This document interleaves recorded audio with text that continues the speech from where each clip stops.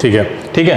तो electric power क्या होती है, जैसे मान लीजिए एक बल्ब है, ठीक है, तो इलेक्ट्रिक जो एनर्जी है वो आपको दो तरह से मिलती है ना बल्ब से, एक लाइट एनर्जी मिलती है और दूसरी हीट, है ना।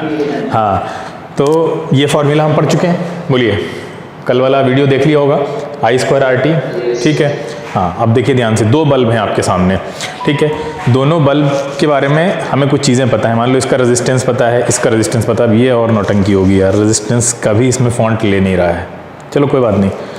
अब क्या खाली इन दोनों के रेजिस्टेंस पता होने से आप ये पता कर सकते हैं कि दोनों में से कौन ब्राइट होगा, चलो कोई बात नहीं।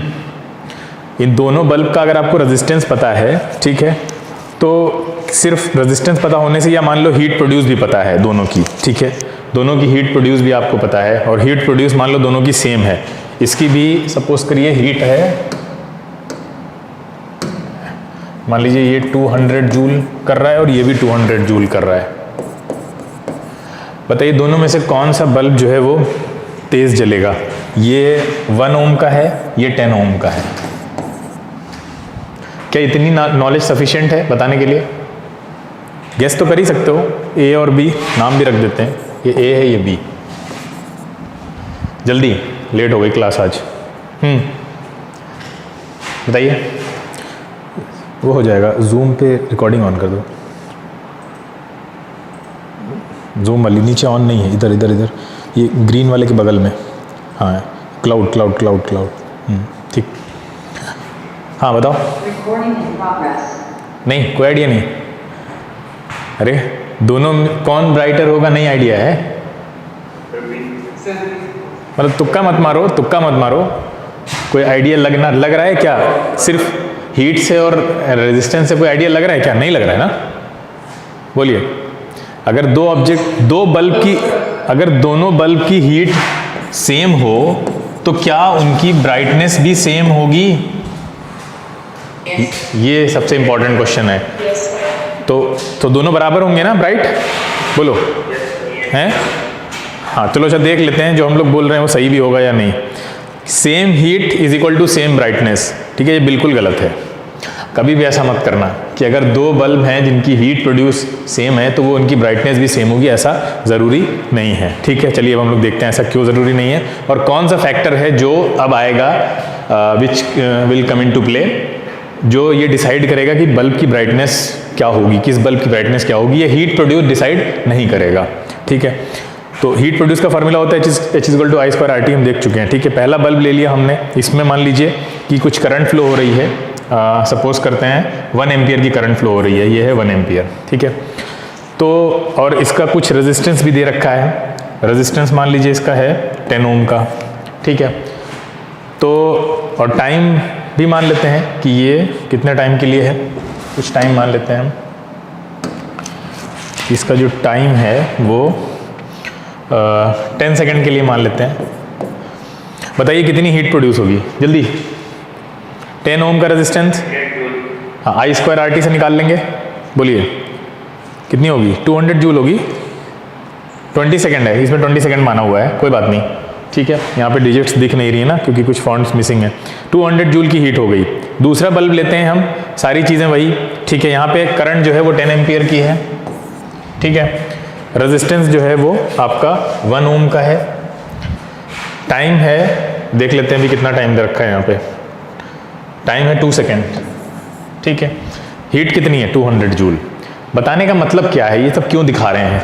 एक चीज़ देखो, दोनों में हीट प्रोड्यूस सेम है लेकिन कुछ क्वांटिटीज़ हैं जो अलग अलग हैं, फिर भी वो अल्टीमेटली मल्टीप्लाई होकर 200 जूल बन रही हैं। यहाँ पे भी कुछ क्वांटिटीज़ हैं जो अलग अलग हैं दोनों में, लेकिन मल्टीप्लाई होकर एंड रिजल्ट क्या मिल रहा है, 200 जूल का। लेकिन आप साफ साफ देख सकते हैं कि यहाँ 1 एम्पियर की करंट हो रही है, यहाँ 10 एम्पियर की करंट हो रही है। यहाँ 1 ओम का रेजिस्टेंस है, यहाँ कितने ओम का है, 10 ओम का रेजिस्टेंस है। मतलब करंट अलग है, रेजिस्टेंस अलग है, टाइम अलग है। यहाँ पे भी करंट अलग है, रेजिस्टेंस अलग है, टाइम अलग है, फिर भी क्या सेम है दोनों का, क्या सेम है, हीट प्रोड्यूस सेम है। तो आप खाली हीट प्रोड्यूस से ये आइडिया नहीं लगा सकते कि कौन सा बल्ब ज्यादा ब्राइट होगा। बोलो, ये बात समझ में आई यहाँ से? यानी जो मेजर क्वांटिटीज हैं वो अलग अलग होंगी, कई सारे बल्ब्स के अलग अलग हो सकती हैं, लेकिन हो सकता है हीट प्रोड्यूस सबकी सेम हो जाए, ठीक है, क्योंकि वो तो मल्टीप्लाई होकर I²RT जितना बनेगा वो उतना ही दे देगा, ठीक है। क्लियर है? आगे चलते हैं। तो हीट प्रोड्यूस से आप ये आइडिया नहीं लगा सकते, दोनों ही बल्ब डिफरेंट है, यहाँ से पता चल गया हमको, क्योंकि दोनों का रेजिस्टेंस अलग, दोनों की करंट अलग, दोनों का टाइम भी अलग है, जितने टाइम तक वो उनके अंदर करंट फ्लो हो रही है। तो पता करते हैं क्या होगा, ठीक है।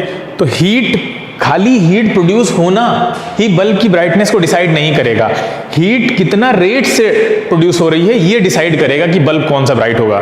फिर से सुनो बात, खाली हीट प्रोड्यूस हो रही है सेम, इससे कोई फर्क नहीं पड़ता है, हीट किस रेट से प्रोड्यूस हो रही है, ठीक है। तो रेट ऑफ हीट प्रोडक्शन क्या है, और इसको हम क्या बोलते हैं, पावर बोलते हैं, इसी को बोलते हैं ना पावर। तो जहां भी आप पढ़ते हैं पावर में रेट आ जाता है ना, तो यहाँ पे हीट प्रोडक्शन, हीट जो इलेक्ट्रिकल एनर्जी है वो पर यूनिट टाइम जो कंज्यूम हो रही है उसको हम लोग पावर बोलते हैं। यानी हीट जो है, यानी जो एनर्जी है वो पर यूनिट टाइम में कितनी कंज्यूम हो रही है ये पावर डिसाइड करेगी, ठीक है। तो पावर का फॉर्मूला क्या आ गया, हीट को अगर आप I²RT रखें, ये वही है, एनर्जी और हीट बराबर है, तो I²RT/T, तो फॉर्मूला क्या बनेगा अल्टीमेटली I²R। बोलिए, क्लियर है? हाँ, तो एक फॉर्मूला बन गया I²R, ठीक है।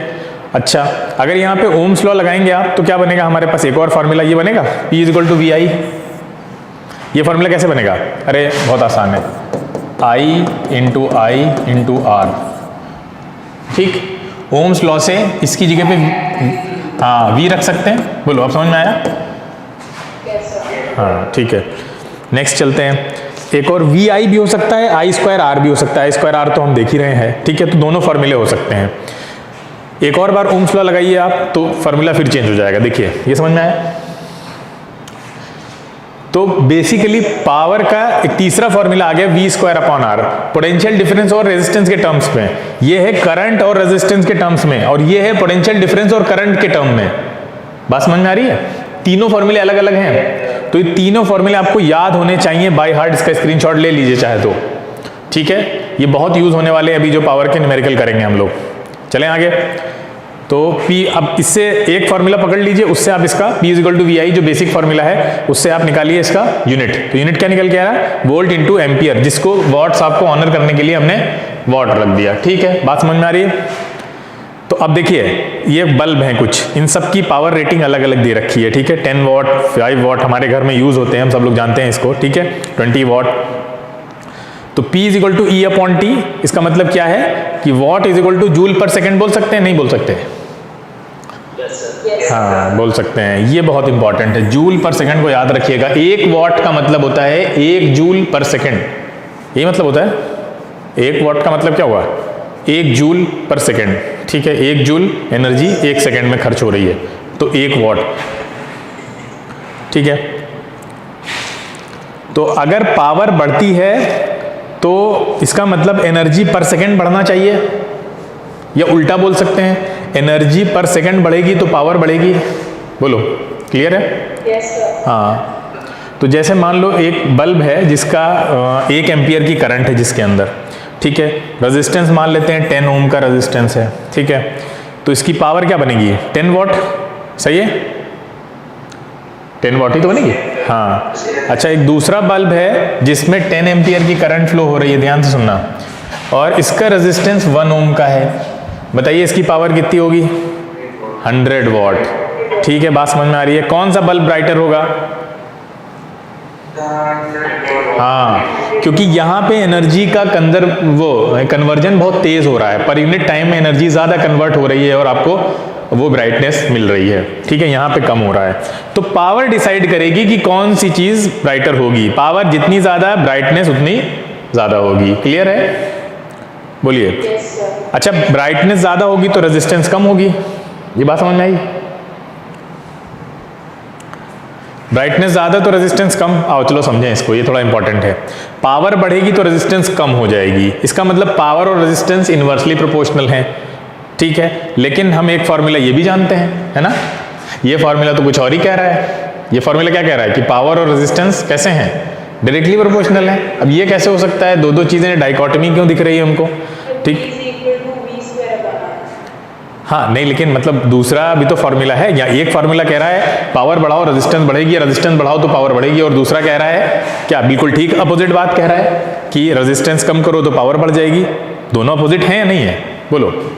हाँ, तो इसको समझते हैं। देखिए यहाँ पे सब अलग अलग फॉर्मूले, ये वाला जो है P is equal to V square upon R से आया है, ये वाला कौन सा इन्वर्सली प्रोपोर्शनल रिलेशन यहीं से आया है ना, बोलिए भाई यहीं से तो आया है। अब चलिए समझते हैं। P इन्वर्सली प्रोपोर्शनल ये दिखा रहा है कि यहाँ पे ये तब होगा जब वोल्टेज कांस्टेंट होगा, बस ये बात ध्यान रखनी है आपको। P is equal to V square upon R में ये दोनों एक दूसरे के इन्वर्सली रिलेटेड तभी होंगे जब क्या हो, V क्या हो, कांस्टेंट हो। हाँ, ये तो एक बात हो गई, V मस्ट बी कांस्टेंट, ठीक है, for P to be inversely proportional to R, ठीक है, क्लियर। आगे चलते हैं, दूसरा फॉर्मूले पे आते हैं। P डायरेक्टली प्रोपोर्शनल R कब होगा? अब इसमें किसको कांस्टेंट होना पड़ेगा? हाँ, करंट को। ये फॉर्मूले सर्किट डायग्राम सॉल्व करने में बहुत हेल्प करेंगे, जिसमें पावर पूछी जाएगी आपसे। वहां पे आपको ध्यान रखना पड़ेगा सीरीज कॉम्बिनेशन में कौन सा फार्मूला लगाएं या पैरेलल में कौन सा फार्मूला लगाएं, है ना। वोल्टेज पैरेलल में कांस्टेंट होगा तो P equal to V square upon R कहाँ लगाएंगे आप? पैरेलल में लगाएंगे ना।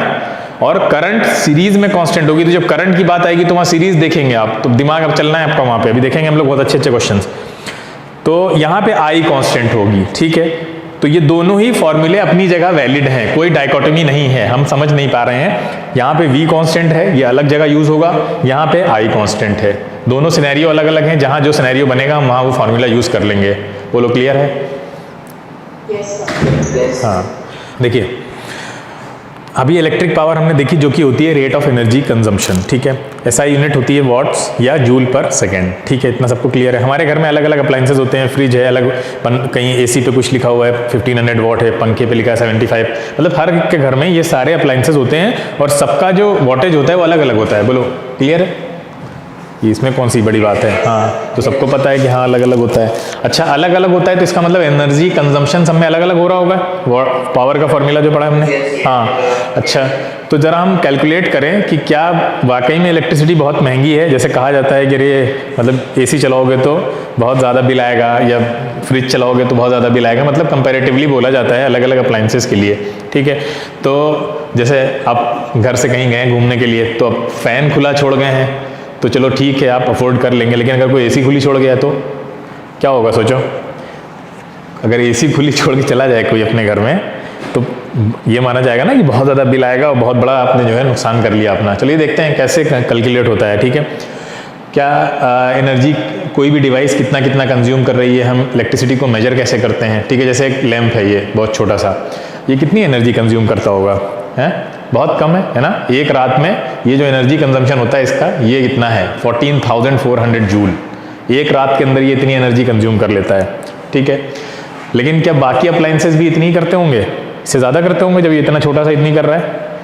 तो बाकियों का कैसे? 14,400 इसी का है खाली, तो इसका इससे बहुत ज़्यादा होगा, टीवी का भी ज़्यादा होगा, अल्टीमेटली फ्रिज का सबसे ज़्यादा होगा। चलो एक को उठा लेते हैं, एक को कर लेते हैं कैलकुलेट, है ना, फिर हम लोग बाकी सारे कर ही लेंगे उसी तरह से। तो फ्रिज वाला देख लेते हैं। मान लीजिए फ्रिज के आपके घर में फ्रिज है और नॉर्मली फ्रिज की जो रेंज होती है, ये जो फ्रिज यहाँ पे बनी हुई है ये तो 400 वॉट की नहीं होगी, तो ज़्यादा की हो सकता है वो, लेकिन नॉर्मली जो फ्रिज होती हैं वो 500 वॉट और 400 के बीच में रहती हैं, ठीक है।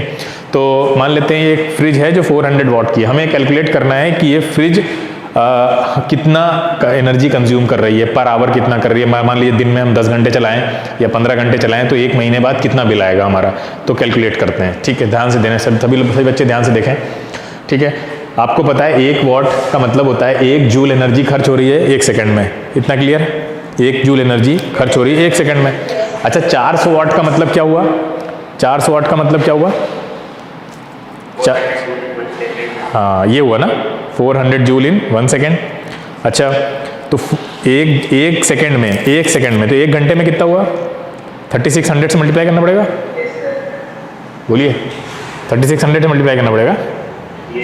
हाँ, ठीक है, तो कितना आएगा?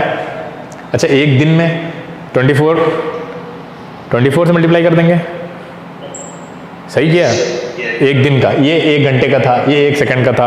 1 घंटे, एक दिन मतलब 1 घंटे चलाओगे तो इतना एनर्जी कंज्यूम होगी। 24 घंटे चलाओगे लगातार फ्रिज चलती रहेगी अगर, तो इतनी एनर्जी कंज्यूम होगी। 30 दिन में कितनी होगी? ये 1 दिन की है, ठीक है। 30 दिन की निकालें तो कितनी होगी? अब 1 दिन का सोचो कितना बड़ा अमाउंट आ रहा है ना, कितना है जरा पढ़ के बताओ इसको, कितना है ये? Sir 34,560 kilo joule. 34,000 कहाँ आ जाएगा? 34 के आगे तो 5 जीरो हैं, हमको लग रहा है 34 लैक्स होगा। इनफैक्ट 34 मिलियन है ना? 34 अच्छा किलो जूल में बोला, अभी तो जूल लिखा है ना बेटा, तो हम लोग अभी किलो पे नहीं जाते हैं। जूल में काफ़ी हो गया ना, 34 मिलियन के ऊपर जा रहा है, 34 मिलियन 5,60,000 ऐसा कुछ है। इतना बड़ा है, एक दिन में 400 वाट का, तो मतलब काफ़ी बड़ी यूनिट आ रही है। तो हमें क्या करना पड़ेगा, थोड़ी और इसकी बड़ी यूनिट यूज़ करनी पड़ेगी, मतलब काफ़ी बड़ा अमाउंट आ रहा है क्योंकि छोटी यूनिट है, एक दिन का कंजम्पशन दिया हुआ है। एसआई यूनिट हम यूज़ करते हैं इसीलिए, क्योंकि बहुत बड़ा डेटा हो जाएगा। सोचो एक दिन में इतने सारे जीरो आगे चल रहे हैं, हम बोल नहीं पा रहे हैं, तो अभी एक महीने का निकालेंगे हम तो फिर कितना ज़्यादा हो जाएगा। तो इसके लिए हम एसआई यूनिट पे आते हैं। एसआई यूनिट क्या है? Kilowatt hour. ठीक है, किलोवाट आर क्या है? 1 किलोवाट आर क्या होता है? ध्यान से देखो, ठीक है। एनर्जी कंजम्पशन बाय 1 किलो, 1 ये किलोमीटर लिखा हुआ है ये क्या होगा? 1 किलोवाट या 1000 वाट? गलत लिखा हुआ है ये, 1 किलोवाट या 1000 वाट बोलिए, एक ही बात है। ठीक है, तो 1000 वाट का डिवाइस 1 घंटे में जो एनर्जी कंज्यूम करेगा उसको बोलेंगे 1 किलोवाट आवर। सही है? Yes sir. हाँ ठीक है, तो 1 किलोवाट आवर 400 जूल इन 1 सेकेंड है अगर, तो इसको अगर हम कन्वर्ट करें तो कैसे कन्वर्ट कर सकते हैं हम? ये तो गड़बड़ लिखा हुआ है इन्होंने यहाँ पे। चलो नीचे देखो, ये सही है, इसको छोड़ दो। ठीक है, ये देखिए 1000 हो जाएगा ना, किलोवाट का वाट में 1000 हो जाएगा, और आवर का सेकंड में करेंगे तो 3600। ठीक है, अरे इसको छोड़ो, गड़बड़ लिखा हुआ है, ये सही है? समझ में आया? हाँ, किलोवाट से वहाँ पे आ गए। ये एसआई यूनिट है, ये सीजीएस में पहुँचे हम यहाँ पे। तो क्या होगा? 1 किलोवाट किसके बराबर हो गया? 1 किलोवाट आवर किसके बराबर हो गया अल्टीमेटली? आपका इसके बराबर हो गया, दिस मच। हाँ, 36 लाख जूल्स, जिसको आप आसानी के लिए लिख सकते हैं 3.6 इंटू 10⁶ जूल। तो ये याद रखना है रिलेशन कि 1 किलोवाट आवर बराबर होता है 3.6 इंटू 10⁶ जूल के। क्लियर है? हाँ, किलोवाट आवर बड़ी है यूनिट है जूल से, ये तो समझ में आ गया यहाँ से। ठीक है, काफ़ी बड़ी यूनिट है, 1 किलोवाट आवर में इतने सारे जूल्स आ सकते हैं, तो अब हम किलोवाट आवर यूज़ करेंगे। ठीक है, तो energy consumed by 400 watt refrigerator was this much. Clear? Joule में, इसको किलोवाट आवर में बदलेंगे तो क्या आ जाएगा? इसको डिवाइड कर दीजिए आप किससे? 36 लाख जूल जो आया था हमारा 3.6 वाला, तो कुछ ये आ जाएगा 9.6 किलोवाट आवर। यानी आपका जो फ्रिज है वो एक दिन में 9.6 किलोवाट आवर एनर्जी यूज़ करता है। क्लियर? बोलिएगा। यस हैं? इसी को हम लोग बोलते हैं एक यूनिट। क्या बोलते हैं? इसी को बोलते हैं एक यूनिट। अरे बोलो भाई, क्या इसी को एक यूनिट बोलते हैं? 1 किलोवाट आवर को एक यूनिट बोलते हैं क्या? चलो अभी छोड़ते हैं। ये इतना समझ में आ गया सबको कि एक दिन में इतनी एनर्जी यूज़ करेगा, लगातार चलता रहे तो। ये है आपका मीटर। ठीक है, तो इलेक्ट्रिकल एनर्जी आपकी किलोवाट आवर में मेजर करता है मीटर आपका। ठीक है, आप देखिएगा मीटर में जाके तो वहाँ पे लिखा होगा किलोवाट आवर। इलेक्ट्रिसिटी के कॉस्ट एज्यूम कर लेते हैं 1 किलोवाट आवर की 3.5 है। 1 किलोवाट को ही हम एक यूनिट बोलते हैं। क्या बोलते हैं? एक यूनिट। तो एक यूनिट की कॉस्ट ये है। जब 1 किलोवाट आवर का कंजम्पशन हो जाता है तो इसका मतलब आपके मीटर में 1 यूनिट बन गई, और 1 यूनिट का रेट है, मान लेते हैं, तो कब पता नहीं कब हुआ करता था, अब तो बढ़ गया काफ़ी है। ठीक है, तो 3.5 रुपये, हाँ 3.5 रुपये मान लेते हैं। तो energy consumed by 400 watt refrigerator, अरे किलोमीटर कहाँ से? ठीक है, किलोवाट आवर है ये। ठीक है, तो ये कितना हो जाएगा? मल्टीप्लाई कर दीजिए, ये आएगा ना, 3.5 से मल्टीप्लाई कर दिया ना हमने। बोलिए भाई, 9.6 था, एक दिन में इतना कर रहा था, इतने किलोवाट आवर। 1 किलोवाट आवर का रेट था 3.5 रुपये, 3.5 रुपये से मल्टीप्लाई कर दिया तो 33.6 रुपीज़ आ गया। नहीं समझ में आया? हाँ ठीक है, हाँ बोलो। कौन 10⁶? अरे तुम कहाँ अटके हुए हो? तो डिस्कनेक्ट हो गए थे क्या बीच में? वहाँ से पिक्चर आगे बहुत पहुँच गई, तुम बहुत पीछे हो रह गए अभी। ये जूल में था ना, इसको किलो जूल में चेंज करना है, किलो वाट आवर में, सॉरी, इसको किलो वाट आवर में चेंज करना है। तो जूल से किलो वाट आवर में आप जाएंगे तो क्या करना पड़ेगा आपको डिवाइड करना पड़ेगा। किससे डिवाइड करना पड़ेगा? 3.6 इंटू 10⁶ से डिवाइड करना पड़ेगा। अरे बोलिए, इसको जब डिवाइड करेंगे तो आ जाएगा आपका 9 पॉइंट कितना आ रहा था, 9 पॉइंट समथिंग आ रहा था, 9.36, हाँ ऐसे कुछ आ रहा था। आप बात समझ में आई? ये बन गया आपका किलो वाट आवर। तो ये जो ये है, ये इसको किलो वाट आवर बनाने में यूज हो गया, जो पूछ रहे हो तुम 3.6। ठीक है, क्लियर?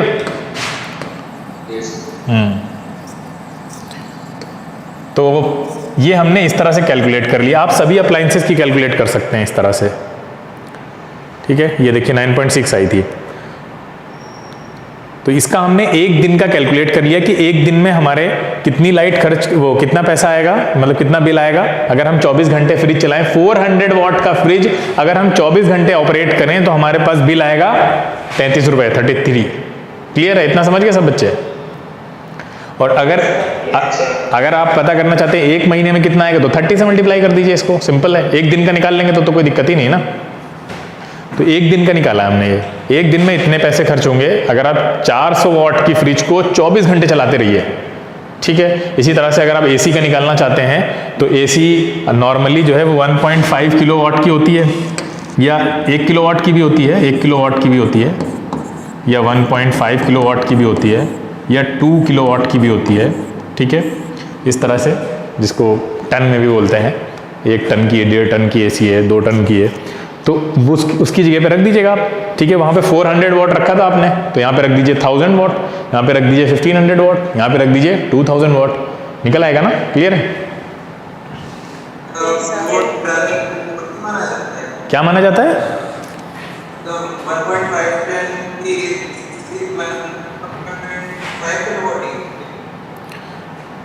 क्या माना जाता है बेटा? आवाज सही नहीं आ रही है।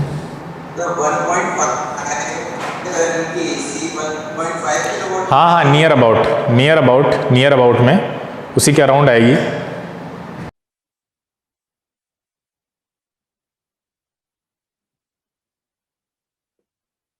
तो सेल में क्या होता है आपको पता है, ये करंट यहाँ से निकलती है और सेल में जो आपका बैटरी होती है बेसिकली वो काम करती है किस पे? चार्ज पे ना, इलेक्ट्रॉन्स पे। हाँ, बैटरी चार्ज पे काम करती है। तो वर्क डन, ध्यान से सुनना, वर्क डन बाय सेल, और होता किस पे है ये वर्क डन? On charge. ये 2 टर्म हमने लास्ट टर्म पे बताए थे आपको, ऑन और बाई वाले, याद है? Yes sir. 2 टर्म बताए थे। वर्क डन बाय सेल का मतलब ये है कि सेल एनर्जी लूज करेगा, है ना? सेल एनर्जी लूज करेगा ना? Yes sir. और चार्ज के ऊपर काम हो रहा है तो चार्ज एनर्जी गेन करना चाहिए। यस बोलो। यस। हाँ, तो ये जो पोटेंशियल डिफरेंस V का है, तो V काम कर रहा है किस पे? W पे। V काम कर, सॉरी W पे नहीं, मतलब Q पे। V जो है यानी पोटेंशियल डिफरेंस जो आपने क्रिएट किया है सेल के अंदर, ये काम कर रहा है आपका चार्ज पे, तभी तो चार्ज आगे मूव हो रहा है, चार्ज पे काम किया जा रहा है। तो चार्ज पे कितना काम किया जा रहा है, चार्ज पे कितना काम किया जा रहा है, इसी को पोटेंशियल डिफरेंस कहा जाता है। तो अगर आप वर्क डन सेल का निकालेंगे, सेल कर रहा है ना काम, यस सर। ये काम कौन कर रहा है? सेल कर रहा है। तो सेल का वर्क डन निकालेंगे तो आपको पता है क्या आएगा?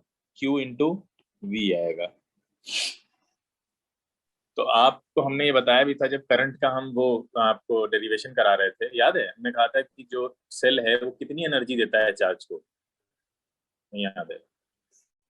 एनर्जी सप्लाइड बाय सेल, ये बेटा याद रखो, छोटी छोटी चीजें बहुत काम की हैं, तो ओरली याद होना चाहिए आपको। बताइए, एनर्जी सप्लाइड। हाँ हाँ, तो वो ये यही फार्मूले से आया है ना, देखो आप समझो, इसी फार्मूले से आया है ना वो। Yes sir. क्यू का चार्ज ही तो होता है E, तो हम ये बोल सकते हैं ना क्यू वी एनर्जी देता है, जिसको हम ईवी भी लिख सकते हैं, क्योंकि ई चार्ज होता है, एक इलेक्ट्रॉन का इलेक्ट्रॉन ही मूव करता है। क्लियर है? Yes sir. Yes, और sir. कल हम लोगों ने देखा था कि energy power generated by cell, ये बताओ कितना था? ये था एनर्जी अपॉन टाइम, है ना? Yes, तो sir. क्या ये जो एनर्जी है ये यही है ना? Yes, sir. Yes, sir. हाँ, तो क्या इसको हम ये लिख सकते हैं? Yes, sir. We can write. Yes, sir. हाँ, लिख सकते हैं।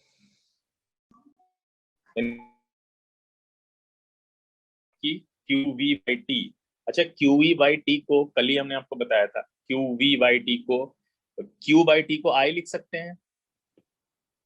Yes, sir. Yes, sir. Yes, sir. Yes. तो फॉर्मूला बन गया था IV या VI Yes, sir. का। यानी अगर आपसे कोई क्वेश्चन दे दिया जाए आपको कि एक बैटरी है और जिसमें आपका पोटेंशियल डिफरेंस है, ये पॉजिटिव या नेगेटिव, 2 एम्पियर की करंट फ्लो हो रही है, 12 वोल्ट की बैटरी है, पावर निकालिए, क्या निकालेंगे? VI से निकाल लेंगे, कितनी आएगी? 24 Joules. 24 watts. 24 जूल्स नहीं, जूल्स पर second. Joule per second. Yes, sir. Joule per second. अगर आप अदरवाइज वॉट में लिखेंगे, ठीक है, ये भी बताया था कल, जूल नहीं बोलिएगा, जूल तो Yes, sir. ठीक है, जूल तो खाली एनर्जी है और पावर का मतलब है एनर्जी यूज्ड पर सेकेंड या पर यूनिट टाइम, है ना? Yes, बोलिए। sir. अब कुछ इंपॉर्टेंट चीजें देखिए ध्यान से। देखो, आपको पता है कि जब किसी रेजिस्टर के थ्रू करंट पास होती है, जैसे आई करंट पास हो रही है और ये आर रेजिस्टर है, तो रेजिस्टर में से करंट जब गुजरेगी तो रेजिस्टर क्या करता है? पावर को खराब करता है ना? Yes, sir. Yes, sir. Resistor power को खराब कर रहा है ना? Yes, potential sir. डिफरेंस है V वोल्ट का। तो जब रेजिस्टर में पावर यूज होती है तो एक टर्म बोला जाता है पावर डिसिपेटेड। क्या बोला जाता है? Power Power dissipated. Dissipated in resistor. तो रेजिस्टर में जो पावर डिसिपेट हो गई, खराब हो गई है, उसका फॉर्मूला भी हमने आपको बताया, वो है VI। अगर V वोल्ट का पोटेंशियल डिफरेंस है, I करंट फ्लो हो रही है इस रेजिस्टर के थ्रू, ठीक है, तो पावर डेसिपेटेड इन रेजिस्टर कितनी होगी? VI होगी। बोलो, क्लियर है? Yes, sir. Yes, sir. Yes, sir. अब हम सब फॉर्मूला जानते हैं कि V इज इक्वल टू होता है IR, I हो जाएगा V/R। तो यहां से हम पावर डिसिपेटेड को ये भी बोल सकते हैं, क्या बोल सकते हैं? कि V इंटू V/R। बोल सकते हैं, जो कि हो जाता है Yes, sir. V² Yes, upon sir. R। ये भी Yes, कल sir. कराया था, ठीक है। साथ में अगर हम यहाँ से V को रिप्लेस करेंगे VI में से, तो ये अगला फॉर्मूला क्या बनेगा हमारे पास? E is equal to VI में से अगर हम V को रिप्लेस करें, V होता है IR इंटू I, तो बनेगा I²R। तीसरा फॉर्मूला था ये कल का, बोलिए, याद है? 3 फॉर्मूले हैं, ये तीनों फॉर्मूले बहुत इंपॉर्टेंट हैं, तो आपको हर हाल में याद रखना है। पावर के फॉर्मूले याद नहीं होंगे तो पावर के न्यूमेरिकल आप नहीं कर पाएंगे। सिंपल। तो कहाँ से आए? क्लियर हो गया, रिवाइज करा दिया हमने कल वाला। कल हमने इतना सब कर लिया था। एक ये हो गया फॉर्मूला, एक तो PV ये वाला है और एक ये वाला। किसी बच्चे को डाउट हो तो पूछ ले, वो आगे चलते हैं हम लोग। Power dissipated in resistor. Resistor में क्या हमेशा पावर खराबी होगी या कभी कोई यूटिलिटी भी हो सकती है? ये भी क्वेश्चन पूछता है। तो अब याद रखिएगा, रेजिस्टर में पावर हमेशा खराबी होती है। बैटरी के बारे में क्वेश्चन पूछा जाता है कि बैटरी में भी क्या पावर डिसिपेट होती है? क्या आंसर है? देखो, Yes. आप क्या बोलेंगे? Yes, Yes, sir. sir. Yes, sir. Because of internal resistance. Yes, sir. Yesterday you explained this. हाँ, नहीं, चलिए इंटरनल रेजिस्टेंस को अवॉइड करते हैं अभी, वो इतना ज्यादा भी यहाँ पे मैटर नहीं करती है।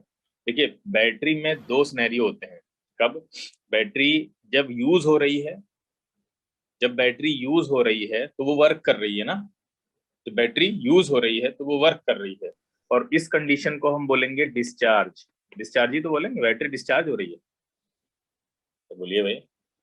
Yes, sir. Yes, sir. Yes. Power Yes. जब जब बैटरी डिस्चार्ज हो रही है तब वो पावर किसको सप्लाई कर रही है? Electrons. Electron. हाँ, चार्ज को। ठीक है, वर्क डन कर रही है किसी पर, ठीक है, यानी पॉजिटिव काम हो रहा है ना।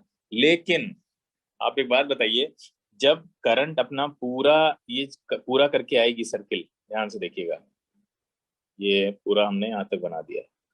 अब देखिए करंट यहाँ से निकली, यहाँ गई, ठीक है, और ये रजिस्टर से पास होती हुई आगे आई, यहाँ आई, और आपकी ये, तो करंट को अब वापस से काम करना पड़ेगा।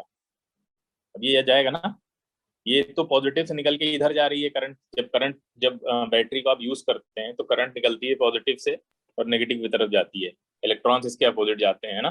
बोलो, अब ये बताओ कि जब ये करंट इधर से इधर आ रही है, ऐसे आ रही है ना करंट, यहाँ से यहाँ वापस, बोलिए, और इलेक्ट्रॉन ऐसे जा रहे होंगे इसी टाइम पे।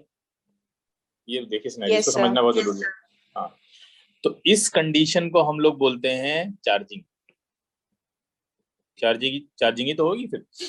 एक सर्किल पूरा करके आई, सारी उसने एनर्जी लूज कर दी, अब उसको वापस से पॉजिटिव की तरफ जाना है।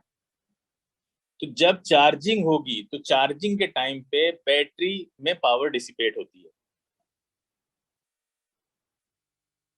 इसको याद रखिएगा।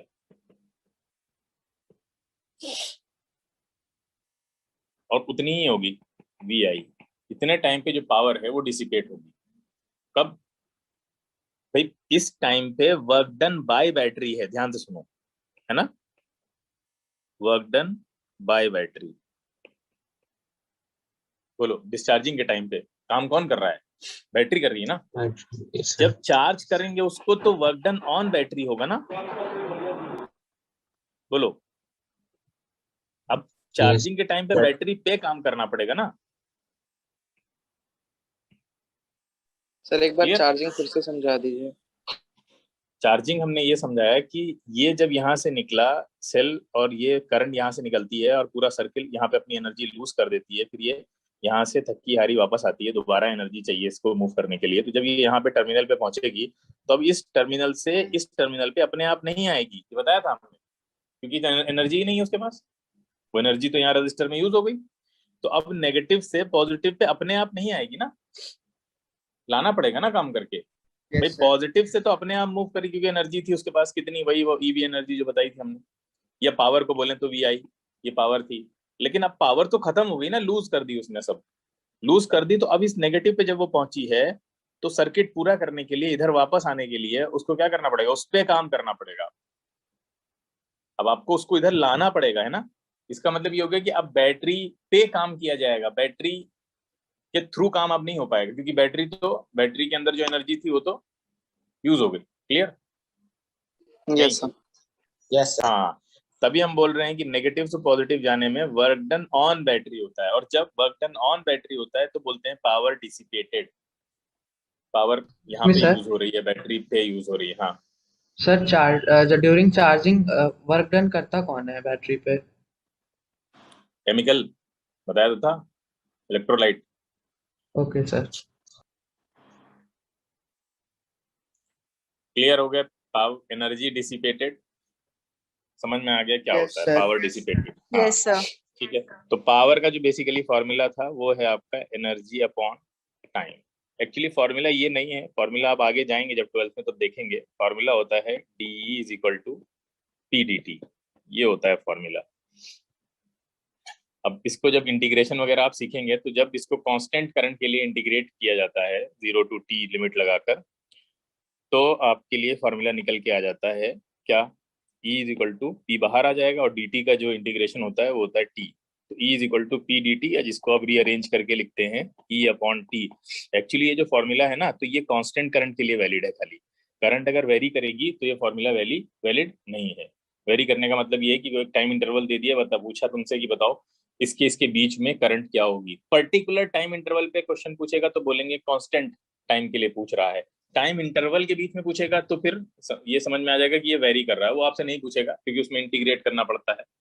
ठीक है, तो आगे देखेंगे जाके कि एक्चुअली फॉर्मूला, कई फॉर्मूला ऐसे करंट में, इलेक्ट्रिसिटी में हमने कई सारे टॉपिक इसलिए अवॉइड किए क्योंकि वहां पे इंटीग्रेशन जो है वो मैंडेटरी हो रहा था, तो वो आपको अभी आपको पढ़ना नहीं है, वो आप पढ़े हुए नहीं है, तो वो चीजें आप पढ़ेंगे जाके आगे। तो ये जो फॉर्मूला है आपके सामने जो रखा हुआ है, या जो फॉर्मूला आपने पढ़ा था H=I²RT, ये सब फॉर्मूले आप जितने भी पढ़ रहे हैं विदाउट इंटीग्रेशन वाले, ठीक है, वो सब कांस्टेंट करंट के लिए हैं, फॉर कांस्टेंट करंट, जिसमें करंट वेरी ना कर रही हो। ठीक है, जब वेरिएशन होगा तो फिर वहां पे माइन्यूट वेरिएशन को भी ऑब्जर्व करना पड़ता है, और उसके लिए फिर आपको बहुत छोटे छोटे छोटे छोटे पार्ट्स में डिवाइड करके सब कुछ इंटीग्रेट करना पड़ता है, जिसको इंटीग्रेशन बोलते हैं हम लोग। तो ये एक्चुअली में फॉर्मूला है जनरल नॉलेज के। जैसे हम एक एग्जांपल से समझाते हैं। जैसे मान लीजिए ये एक वायर है जिसके अंदर करंट फ्लो हो रही है 3 एम्पियर की, ठीक है, और रजिस्टर है मान लो 2 ओम का, टाइम दिया है 3 सेकेंड, आपसे पूछा है कि एनर्जी बताओ, बताओ जल्दी से।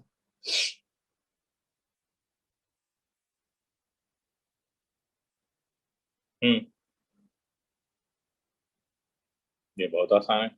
54 जूल। हाँ, I²RT लगा दीजिए। I² का मतलब कितना हो गया, 3 3 9 इंटू 2 इंटू 3 कितना आएगा, 54 आएगा। क्या निकाल दिया, 54 आएगा ना। Yes sir. Yes, sir. Yes, sir. अच्छा, अब देखिए इसी क्वेश्चन को मुश्किल कैसे बनाया जाएगा, देखो ध्यान से। आपसे कहेंगे कि जो रजिस्टर है वो 2 ओम का है, और I की वैल्यू देंगे आपको 2T, T की टर्म में दे दिया आपको, और T यहाँ पे दिया है 2 सेकेंड। बताइए आप E बताइए। अब I T के हिसाब से वेरी कर रहा है, तो अब आप यहाँ पे ये फॉर्मूला नहीं लगा सकते I²RT वाला, आपको क्या करना पड़ेगा, आपको वो इंटीग्रेशन वाला फॉर्मूला यहाँ पे लगाना पड़ेगा। खैर ये भी आपको कोई दिक्कत नहीं, कोई कंपटीशन में आपसे इंटीग्रेशन डिफरेंशिएशन नहीं पूछा जाता है, ठीक है, आपसे वही वही क्वेश्चन पूछे जाएंगे जो बगैर इंटीग्रेशन के हो जाए, ठीक है। तो इसको बाद में देखिएगा जब 12th में पहुंचेंगे आप, या सीख लेंगे तो कर लेंगे इसको। बोलिए, इतना क्लियर है सबको तक? Yes, sir. Yes, Yes, sir. sir. तो अभी हम लोग सिर्फ वो वाले क्वेश्चंस लेने जा रहे हैं जो क्वेश्चंस आपके बगैर कैलकुलस के हो जाते हैं, ठीक है। उसमें भी अच्छे अच्छे क्वेश्चन बन सकते हैं, जैसे कि एक क्वेश्चन है,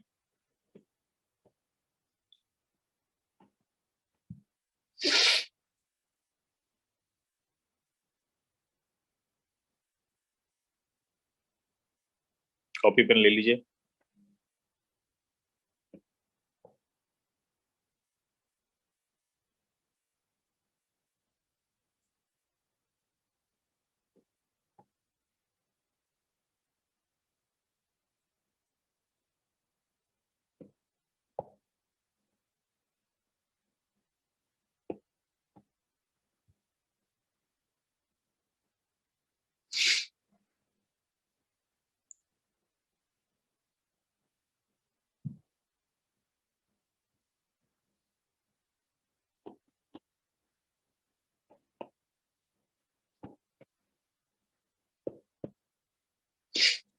क्वेश्चन है एनर्जी स्पेंट, ठीक है, इसमें पहला क्वेश्चन पूछ रहा है energy spent in 3 ohm resistor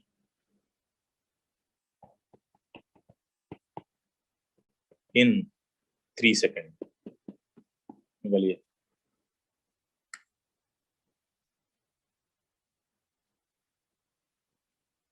three ohm resistor में कितनी एनर्जी स्पेंड हो रही है 3 सेकेंड के अंदर?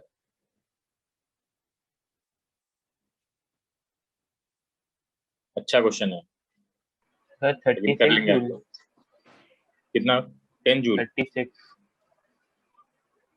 एक आंसर आया 10 जूल का, बाकी बच्चे भी निकाले, देखते हैं अभी सही है कैसा है। Sir 36 joule. एक आंसर आया 36 जूल, एक आया 10 जूल। Sir, 36 June. तो आंसर आ गया 36 जूल के। बाकी बच्चे भी ट्राई करें भाई, ट्राई नहीं करोगे तो कैसे काम चलेगा। 36 जूल। 36 जूल। Yes, sir. 36. काफी लोग आ रहे हैं 36 जूल। देखिए आपसे पूछ रहा है पहले, देखिए 36 क्वेश्चन। हाँ 36 joule is the right answer. ठीक है, देखिए आपसे पूछ रहा था 3 ओम रेजिस्टर में कितनी एनर्जी जाएगी, ठीक है, खर्च होगी। 3 ओम रेजिस्टर में एनर्जी निकालने के लिए आपको क्या क्या पता होना चाहिए। सबसे पहले ये समझिए, आपके पास फॉर्मूले क्या क्या है। फॉर्मूले हैं आपके पास, V square T by R R। T, हाँ, और है V square by R T, और है वी आई टी, यही है ना 3 फॉर्मूले। Yes sir. अब इन 3 फॉर्मूले में sir. आपके पास आपको रेजिस्टेंस तो यूज करना ही करना है, तो ये वाला फॉर्मूला तो यूज नहीं करेंगे आप। अब आप इन दोनों में से कोई ना कोई यूज करेंगे। तो इन दोनों में यूज करने के लिए अगर आप V square upon R T use कर रहे हैं, टी है आपके पास, आर है और वी स्क्वायर भी है, लेकिन आपको ये नहीं पता है कि इन दोनों में कितना पोटेंशियल है ना। यहाँ का पोटेंशियल नहीं पता है ना। 6 होगा। हाँ मतलब फिलहाल नहीं पता है अभी हमें, कितना होगा तो निकालना पड़ेगा ना, ये नहीं पता है। अगर आप कहेंगे ये तो पैरेलल में है, और कुछ बच्चे सोचेंगे यार यहाँ 12 है तो ये 12 में बढ़ जाएगा, नहीं, उससे पहले ये देखिए भाई साहब बैठे हुए हैं, ठीक है, ये पोटेंशियल ड्रॉप क्रिएट कर देंगे, करेंगे नहीं करेंगे, यस ये sir. Potential drop Yes, create sir. कर देंगे, कुछ पोटेंशियल ये ले जाएंगे क्योंकि ये दोनों तो सीरीज में है, ये पूरा और ये तो सीरीज में पोटेंशियल डिवाइड हो जाता है, तो ये कुछ खा जाएंगे। अब आपको देखना पड़ेगा ये कितना पोटेंशियल ले जाएंगे, क्योंकि ये जितना ले जाएंगे जो बाकी बचेगा वो दोनों में इक्वल डिस्ट्रीब्यूट होगा। क्लियर है। तो पहले आपको Yes, ये sir. निकालना पड़ेगा यहाँ कितना पोटेंशियल जाने वाला है। अगर आप ये वाला फॉर्मूला यूज कर रहे हैं, करंट वाला यूज कर रहे हैं, तो फिर करंट निकालनी पड़ेगी। मुझे लगता है ये ज्यादा आसान है। तो ये वाला कैसे आपको पता चलेगा कि यहाँ रजिस्टर में कितना आपका पोटेंशियल यूज हो रहा है, ये कैसे निकालेंगे आप, कितना यूज हो रहा है यहाँ पे। इक्विवेलेंट निकाल लीजिए, सबसे अच्छा करंट निकालनी ही पड़ेगी आपको। तो करंट कैसे निकालेंगे, इसका इन पूरे का इक्विवेलेंट रेजिस्टेंस निकालिए और पोटेंशियल डिफरेंस से ओम्स लॉ लगाइए और करंट निकाल लीजिए। Clear. Yes sir. Equivalent Yes, resistance sir. निकालेंगे Yes, sir. और ये पोटेंशियल डिफरेंस दिया है, ओम्स लॉ लगा देंगे। अच्छा इक्विवेलेंट यहाँ इसका कितना है, पहले इसका निकालेंगे 6 3 का, 6 3 याद 2 रखो ohm. ओरली, 6 3 2 होता है, हाँ 6 3 का 2 होता है, 6 3 का 2 होता है। तो यहाँ पे आपके पास कुछ इस तरह का सर्किट बन जाएगा, ध्यान से देखिएगा सभी लोग, जिनको नहीं समझ में आया है वो भी देखें, क्लियर हो जाएगा। ऐसे बनेगा ना, बताओ, ये इसका इक्विवेलेंट रेजिस्टेंस बना दिया हमने 3 और 6 का कलेक्टिवली, और ये आ गया निकल के 2 ओम, ये 2 ओम है, ये भी 2 ओम है। अब ये दोनों किस में हो जाएंगे, सीरीज में। Yes, ये sir. दोनों सीरीज में हो गए, इन दोनों का कितना आ गया सीरीज में, दोनों का 6 Four 6। ohm. हाँ दोनों का 4 ओम हो गया, ये 4 ओम ये हो गया। आर आपका वी कितना दे रखा है, 12. वी दिया है आपका 12, तो आई इज इक्वल टू क्या होता है, वी अपॉन आर। सही लगा रहे हैं, yes sir. Yes, sir. R equivalent है ये, तो ये हो जाएगा आपका 12/4 which is equal to 3 ampere. इसका मतलब यहाँ से जो करंट निकल के जाएगी वो है 3 एम्पियर की। 3 एम्पियर की करंट तो यहाँ भी 3 एम्पियर ही जाएगी और यहाँ जाकर फिर डिवाइड हो जाएगी, है ना। अच्छा 3 एम्पियर की करंट जा रही है, यहाँ जाकर करंट डिवाइड हो जा रही है। आपको आई आर टी दोनों पता है। आर में यहाँ अगर आप करंट निकाल लें तब भी तो काम चल जाएगा, अगर पोटेंशियल ना निकालें। ये वाला फॉर्मूला लगा लेंगे, बोलो। Yes, sir. अगर इसमें Yes, करंट sir. पता चल जाए और आप करंट निकाल सकते हैं, आपको रेशियो मेथड पता है तो भाई करंट निकाल सकते हैं ना। इसमें Yes, इसके sir. रेशियो में ही जाएगी ना करंट, 1/3 रेशियो 1/6 में डिवाइड होगी ना करंट, नहीं। यस आपको Yes, इतने sir. मेथड सिखा दिए गए हैं, अब आपको दिक्कत नहीं होनी चाहिए। 6 से करोगे तो 2:1 आ जाएगा ना ये। इसका मतलब ये जो 3 एम्पियर की करंट है ये 2:1 में डिवाइड होगी ना इसमें। Yes Yes, sir. 2:1 में डिवाइड करो तो कैसे डिवाइड होगी बताओ जरा, कितनी जाएगी 3 ओम में current? 2 ampere. The Sir, 2 2 ampere. ampere. 2 ampere जाएगी, कंफर्म। Yes Yes, sir. अच्छा यहाँ 2 एम्पियर अगर बता रहे हो तो फिर आई स्क्वायर आर टी से भी 36 आ रहा है, नहीं आ रहा है? Yes, sir. Yes, sir. आ Yes, रहा है। sir. आ रहा है। तो आप किसी भी तरीके से जाइए, आपका आंसर सही आएगा, अगर आपका मेथड क्लियर है, आपका कॉन्सेप्ट क्लियर है तो। कॉन्सेप्ट अगर नहीं क्लियर है तो फिर फॉर्मूला रट के काम चलाना पड़ेगा। देखिए यहाँ पे आप उस वाले तरीके से भी निकाल लेंगे, आपने पोटेंशियल डिफरेंस नहीं निकाला, क्या दिक्कत थी? उससे भी निकालोगे तब भी सही आएगा। पोटेंशियल डिफरेंस इन दोनों में निकाल लो तब भी सही आएगा। ठीक है, अच्छा पोटेंशियल वाला मेथड ही बता देते हैं। पोटेंशियल वाला मेथड क्या होता है? अगर I = 3 एम्पियर जा रही है तो बताइए इसमें कितना पोटेंशियल होगा? ओम्स लॉ लगा दीजिए। अब कितना होगा? 6 यहाँ ohm. R, six, हाँ यहाँ का पोटेंशियल निकालने के लिए ओम्स लॉ लगाएंगे ना, तो IR लगाइए। I कितनी है? 3, और वो रजिस्टर है 2 ओम का, तो 6, यानी 6 वोल्ट यहाँ यूज हो जाएगा। 6 वोल्ट अगर यहाँ यूज हो जाएगा तो आगे कितना जाएगा? 6 वोल्ट, 6 12 है ना, 12 में 6 यहाँ यूज हो गया, 6 वोल्ट यहाँ चला गया, बचा 6, तो बाकी 6 इन दोनों को इक्वल मिल जाएगा 3 ओम को। तो अब अगर आपके पास 6 वोल्ट का पोटेंशियल डिफरेंस है, 3 ओम का रजिस्टर है और टाइम है 3 सेकंड का, तो आप ये वाला फॉर्मूला भी लगा सकते हैं। कौन सा? ये वाला। इससे भी 36 जूल आना चाहिए। Yes, sir. क्लियर है? तो किसी मेथड से जाइए, आपका आंसर गलत नहीं होने जा रहा है, 36 जूल ही रहेगा। क्लियर है? किसी को डाउट है तो फिर से पूछ सकता है वो। सर वो पहले वाले मेथड के लिए सर आपने जो पैरेलल वाले को पहले सॉल्व किया सर, फिर सीरीज में कर दिया सर, वो स्पेसिफिकली 3 ओम रेजिस्टर के लिए कह रहा था, तो सर वो इक्विवेलेंट रेजिस्टेंस के निकाली। इक्विवेलेंट रेजिस्टेंस इसलिए निकाली क्योंकि हमको करंट निकालनी थी। अगर हम करंट नहीं निकालेंगे तो हमको ये टोटल करंट नहीं पता होगी, तो ये कैसे पता चलेगा कि 3 ओम में कितनी करंट जा रही है? क्लियर? अगर आपको टोटल करंट ही नहीं पता है तो आप 3 ओम की करंट कहाँ से निकाल लेंगे? पहले टोटल निकालेंगे तब पता चलेगा ना, टोटल में से ही तो कुछ डिवाइड होगी 3 ओम के लिए। Yes, divide sir. हो रही है या सेम जा रही है, ये सब कैसे पता चलेगा? क्लियर है? पैरेलल में करंट डिवाइड हो जाएगी ना, इसलिए हमने वहां पे हमको मजबूरी में आर इक्विवेलेंट निकालना पड़ा। टोटल सर्किट की करंट निकालने के लिए हमने आर इक्विवेलेंट निकाला। क्लियर है? yes, sir. हाँ, चलिए इसी में एक दूसरा क्वेश्चन है, ध्यान से सुनिए। इसी में एक दूसरा क्वेश्चन आपसे पूछ रहा है, सेकंड पार्ट इसका कह रहा है energy spent in the whole circuit बताइए 3 सेकंड में। पूरे सर्किट में कितनी एनर्जी खर्च हुई है?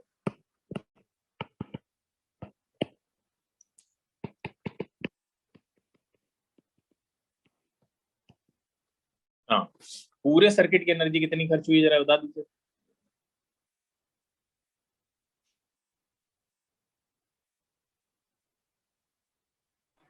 तो 108 जूल आ रहा है मेरा। 108. 100, बिल्कुल सही जवाब, 108 जूल। देखिए अलग अलग एनर्जी खर्च निकाल लीजिए आप। इस रजिस्टर में कितना हुआ एनर्जी स्पेंड? इस रजिस्टर में एनर्जी स्पेंड कितना है? अरे तो आसान है यार, करंट भी पता है, रजिस्टर भी पता है, टाइम भी पता है। इसमें बताओ ना, 2 वाले में इसमें कितना हुआ है? I² RT लगा। 36 कहाँ आ जाएगा? Sir, 54. करंट 3 एम्पियर की है, 54 हैं? 54 54 54 जूल, सही है, 54 जूल हो गया। ये 54 है, ये 36 से बचा कौन सा? 6 ओम वाला बचा। 6 ओम में बचाओ, एनर्जी तो इसी में यूज होगी ना रजिस्टर में, खाली वायर में तो एनर्जी चली नहीं जाएगी। वायर को तो हम लोग नेग्लिजिबल रेजिस्टेंस का मानते हैं ना। Sir, 18. हाँ, इसमें कितनी आ रही है? इसमें 18 आ रही है। अब जोड़ लीजिए आप, 18 + 36 + 54 कितना आ रहा है? 108.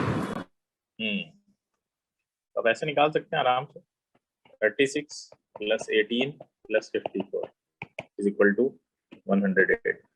ठीक है, तो energy spent across each resistor को निकाल कर आप ऐड कर दीजिए सबको, तभी आंसर आपका सेम आ जाएगा।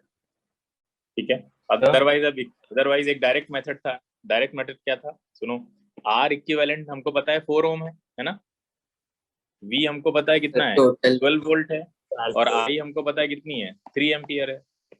तो क्या कर सकते थे, एनर्जी वाला फॉर्मूला लगाओ, I² RT, और इससे डायरेक्ट निकाल लो। ये हो जाएगा 3² × 4 × 12 which is equal to 108 joule. एक ये भी मेथड है जिससे आपने किया होगा। हाँ, क्या पूछ रहे थे? कोई क्वेश्चन पूछ रहा था? ऐसे डायरेक्ट तीनों फॉर्मूले से हो जाता है। डायरेक्ट क्या हो जाता? ऐसे डायरेक्ट सर कोई भी 3 फॉर्मूला से हो जाता ना? हाँ हाँ, हो जाता, हो जाता। आगे चलें, क्लियर है सबको? यस। Yes, sir. अब एक क्वेश्चन Yes, sir. इसमें का आईआईटी में आया हुआ क्वेश्चन करते हैं, कर लेंगे आप लोग। का लेवल बन गया है इस तरह का, आईआईटी 2008। क्वेश्चन देखिए, क्वेश्चन कह रहा है कि रजिस्टर बना हुआ है,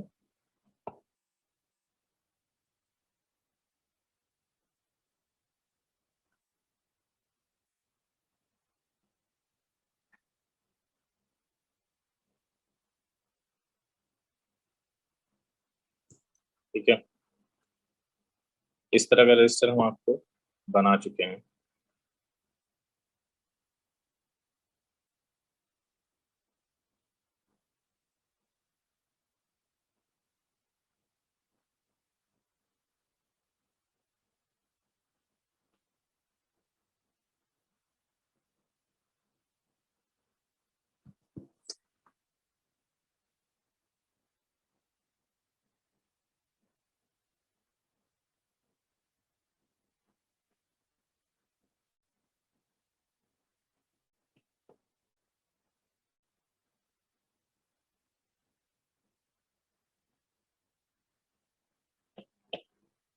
तीन वोल्ट का रजिस्टर लगा हुआ है, ठीक है।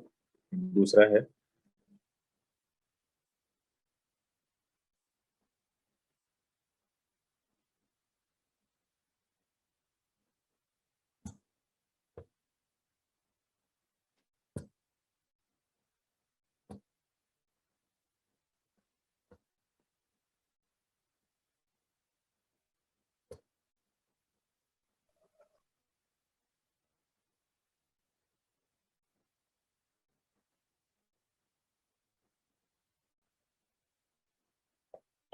3 वोल्ट, ये भी है। एक लास्ट है,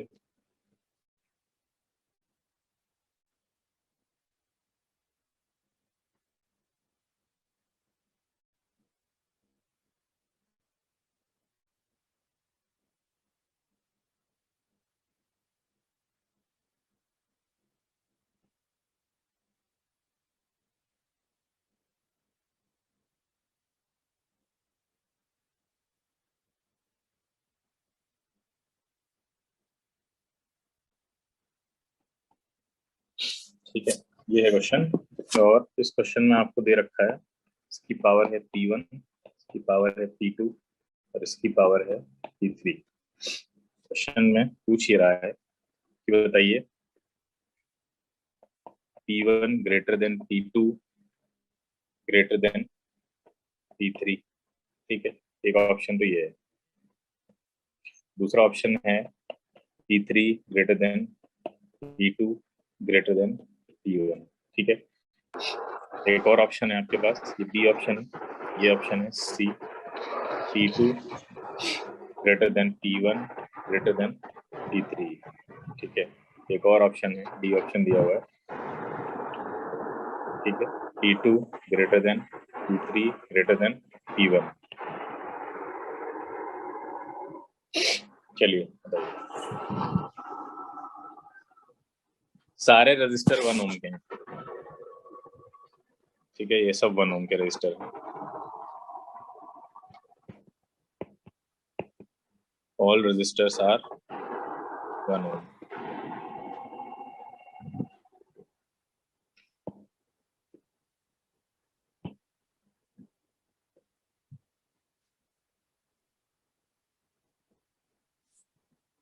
दिमाग लगाइए।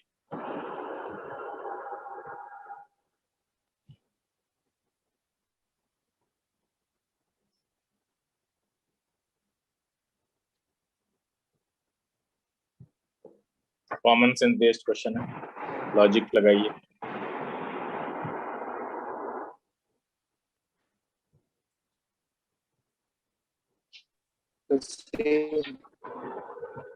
हम्म,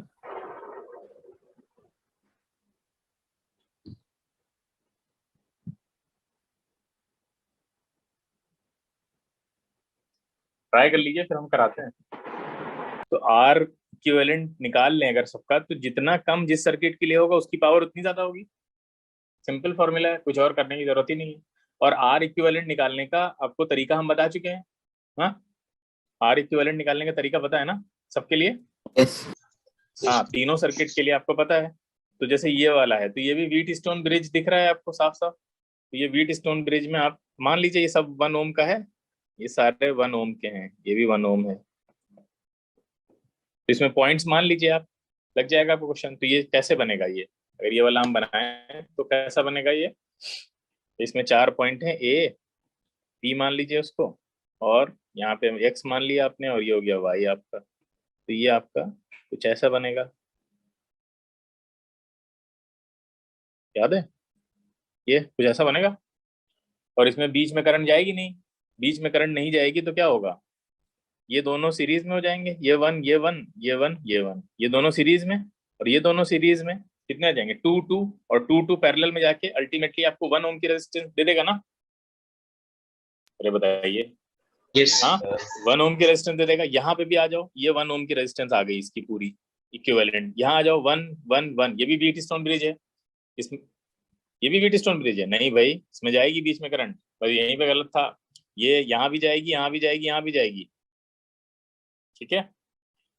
इसमें पूरी करंट जाएगी। आप बताइए कितना बनेगा? ये बनेगा आपका, ये दोनों क्या मिलेंगे? ये आप दे देंगे, सीरीज में है 2, और ये दोनों 2, और बीच वाला पैरेलल 2 1 2, 2 1 2 का पैरेलल बनाइए, 1/2 प्लस 1/1 प्लस 1/2, 1/2 1 दे देगा, फिर 1 के साथ मिलके फिर वो हाफ दे देगा। तो इसकी इक्विवेलेंट रेजिस्टेंस आ जाएगी हाफ, है ना? Yes, sir. यस सर हाँ, ये तो बहुत आसान है। 1 ओम 1 ओम 1 ओम कितना दे देगा? 2 2, ठीक है भाई, 2 2 पैरेलल में। और ये वाला 1 यहाँ, अच्छा हाँ यहाँ पे भी है, ये एक मिस हो गया था हमसे, ये भी है। तो यहाँ का इक्विवेलेंट रेजिस्टेंस कितना आ जाएगा? 2 ओम। हाँ, जिसका आर इक्विवेलेंट सबसे छोटा होगा उसकी पावर सबसे ज्यादा होगी। तीनों में आर इक्विवेलेंट सबसे ज्यादा किसका छोटा है? T2 का। तो T2 की पावर सबसे ज्यादा होनी चाहिए। T2 की पावर सही है। T2 की पावर में ये दोनों ऑप्शन एलिमिनेशन यूज करो, ये दोनों गलत हो गए, ये नहीं हो सकते। इसमें तो P1 बड़ा है, इसमें P3 बड़ा है। अब यहाँ 2 ऑप्शन के बीच में जंग होगी, ठीक है? C और D में से कोई सही हो सकता है। अच्छा, P2 सबसे बड़ा है, उसके बाद उसके बाद सेकंड नंबर किसका आएगा? सेकंड नंबर किसका आना चाहिए? P1 ठीक है, तो P1 एक ही ऑप्शन में है, और लास्ट में P3 चला जाएगा। बोलो, क्लियर हुआ? समझ में आया? Yes Yes, sir. अच्छा क्वेश्चन था, आपकी लॉजिक रीजनिंग यूज हुई है और कुछ भी नहीं है, कोई कॉम्प्लिकेशन नहीं है यहाँ पे। किसी बच्चे को ना समझ में आया तो फिर से पूछ ले। सर आगे चलो। आ गया? सर ठीक है, ऑप्शन 2 चलिए में आगे। वेट्स एंड बिट्स क्यों नहीं यूज हुआ? हाँ, क्या यूज नहीं हुआ बेटा? तो ऑप्शन 2 में सर वेट्स एंड बिट्स तक क्योंकि रेशियो तो सेम ही हुआ। यस सर T2 में wheat stone Yes, bridge sir. क्यों यूज होगा? T2 में व्हीट स्टोन ब्रिज का भी यूज होता है, बताइए। सर जब R1 R2 और R3 नहीं, और नहीं, R4 हमेशा नहीं, बीच यहाँ तो पैसेज था ना करंट के लिए, जहाँ करंट के लिए ऑप्शन नहीं बच रहा है ना जाने के लिए।